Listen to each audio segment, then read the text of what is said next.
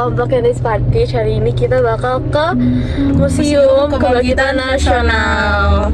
Ini siapa? Alisa. Akila. Halo, aku Zidan. Halo, aku Imam. Halo, saya Fareza.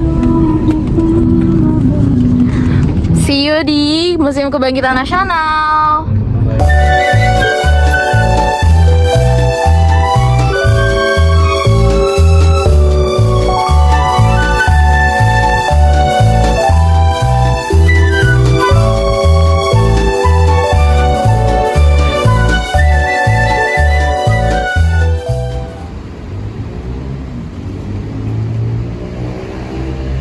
Hai, sekarang halo guys. Jadi kita di sini udah sampai di Museum Kebangkitan Nasional. Nah, langsung aja guys, kita langsung masuk aja ke dalam kali ya. Ayo, dadah.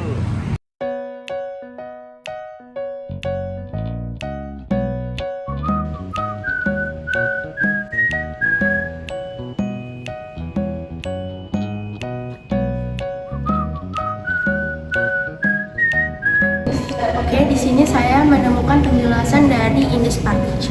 Jadi Indis Party sendiri itu merupakan wadah perjuangan pertama berwujud partai politik berideologi nasionalisme yang berdiri pada 25 Desember 1912 di Bandung.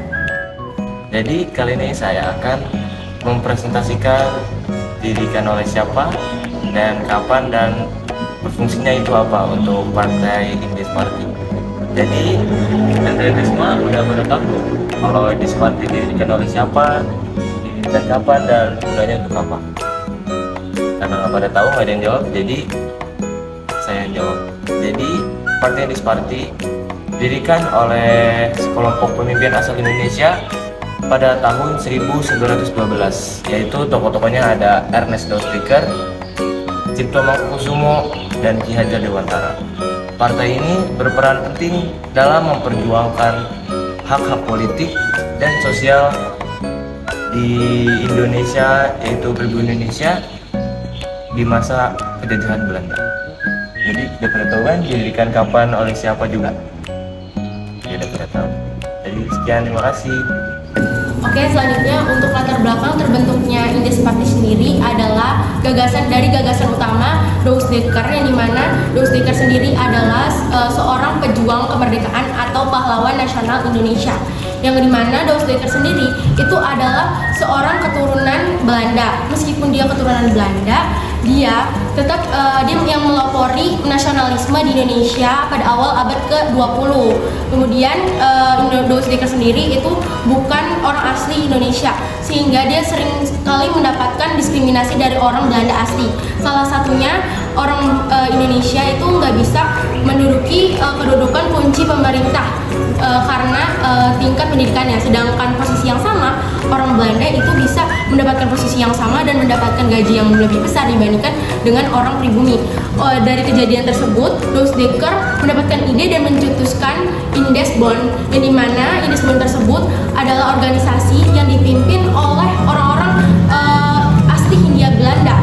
Dan kemudian pada saat itu organisasi tersebut tidak berjalan dengan baik, sehingga pada tahun 1912 Dausdiker mengajak Dr. Cipto Mangkukusumo dan Suwardi Suryaningrat untuk mendirikan Indis Party. Sekian dari saya, terima kasih.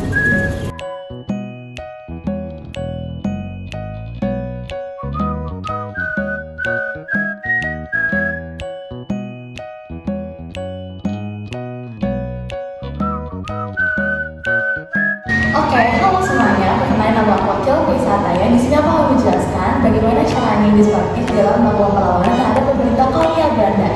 Yaitu mereka melakukan dengan 5 cara. Yang pertama itu mereka melakukan kritik dan juga kampanye publik, di mana Indis Party yang didirikan oleh Dausdiker menggunakan 2 media. Yang pertama itu menggunakan media cetak, yang kedua menggunakan pidato, di mana mereka juga mengangkat isu-isu yaitu tentang eksploitasi ekonomi dan juga tentang ketidaksetaraan sosial di wilayah Hindia Belanda. Yang kedua itu adalah gimana pembangunan atau pembentukan organisasi politik, di mana di satu juga menggabungkan orang-orang di wilayah Hindia Belanda yang memiliki pandangan yang sama dalam bentuk organisasi politik yang kuat. Yang ketiga itu adalah lobby internasional, di mana Indis Party juga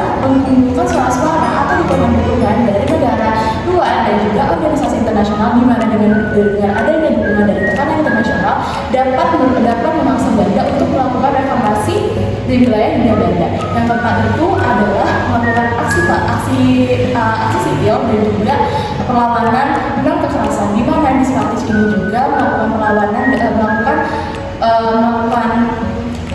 terhadap pemerintah kolonial Belanda dengan dua cara, yaitu dengan aksi sipil dan juga dengan tindakan kekerasan, yaitu seperti mereka itu melakukan pemboikotan terhadap produk dari Belanda dan juga demonstrasi damai. Yang terakhir itu adalah mereka penggunaan hukum, yaitu di mana Indis Paktis juga melakukan penggunaan hukum kolonial untuk melakukan perlawanan dengan Hindia Belanda. Itu saja untuk cara yang dilakukan Indis Paktis terhadap perlawanan kolonial Belanda. Terima kasih.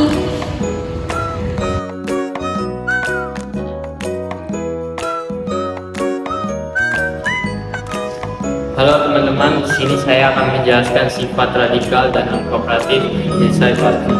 Di sini kira-kira ada yang tahu sifat radikal dan non-kooperatif Indis Paktis? Kayaknya saya dikacangin. Saya akan menjelaskan. Jadi karena saya dikacangin tadi, saya menanyakan dari jawab, saya akan menjelaskan saja. Mungkin semua akan mendengar. Jadi partai ini memiliki sifat yang radikal dan kooperatif terhadap pemerintah kolonial Belanda. Mereka juga menganut pandangan yang lebih keras dan mendesak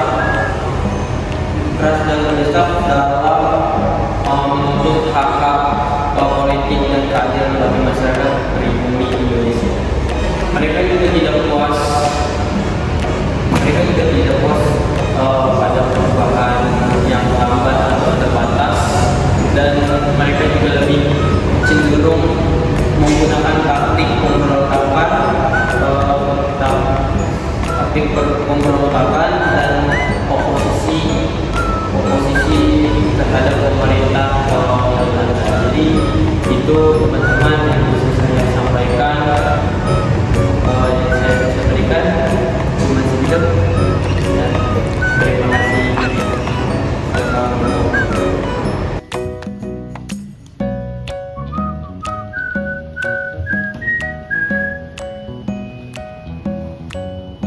Di sini saya akan menjelaskan bubarnya Partai Indis Paktis. Nah, bubarnya Partai Indis Paktis ini terjadi setelah Perang Dunia Kedua, yang dimana Belanda menguasai kembali Hindia Belanda. Nah, Jepang itu menduduki Hindia Belanda dan juga menahan tokoh-tokoh nasionalis. Sehingga pada saat Jepang menyerah pada tahun 1945, perubahan politik di sana tuh yang mulai berubah atau berubah yang sangat besar. Nah, seiring berjalannya waktu, Partai Indis Paktis ini dibubarkan dikarenakan yaitu tidak memiliki pengaruh yang besar atau pengaruh yang signifikan terhadap perkembangan perjuangan kemerdekaan Indonesia. Nah, itu saja pembahasan saya atau pemaparan materi saya mengenai bubarnya Partai Indis Paktis.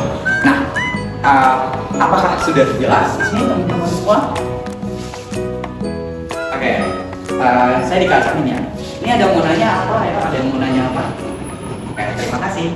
Halo semuanya, Ini terima kasih yang sudah menonton dan semoga kalian itu mengerti apa yang kami sampaikan. Kurang lebihnya mohon maaf. Assalamualaikum warahmatullahi wabarakatuh.